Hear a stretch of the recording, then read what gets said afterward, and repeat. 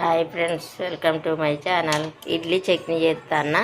గిన్నె పొయ్యి మీద పెట్టుకున్న, కొంచెం నూనె వేసుకున్న, ఒక చిన్న సైజు ఎండిన కొడక పచ్చి కొబ్బరి చేసుకుంటాం కదా మనం చట్నీ. పచ్చి కొబ్బరి కాకుండా ఎండినది కూడా చేసుకోవచ్చు.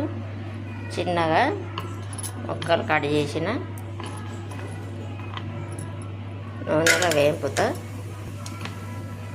చిన్న సైజు ఒక ఉల్లిగడ్డ వేగినాయండి. ఇప్పుడు పండు మిర్చి వేపుకున్న నూనెలో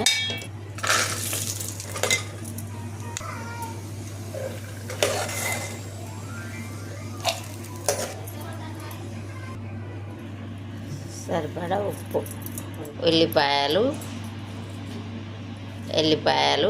మధ్యలో సగం అయినాక వేసుకోవాలి.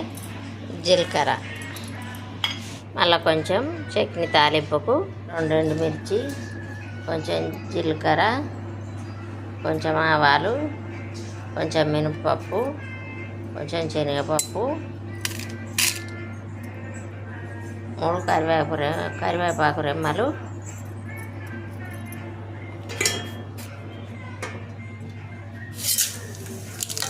ఇప్పుడు స్టవ్ ఆఫ్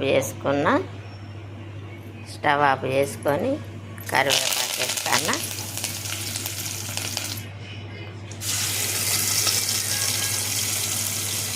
ఎండు కొబ్బరి ఉల్లిపాయల చట్నీ రెడీ. ఇడ్లీ ఎండిన కొబ్బరి ఉల్లిపాయల చట్నీ రెడీ.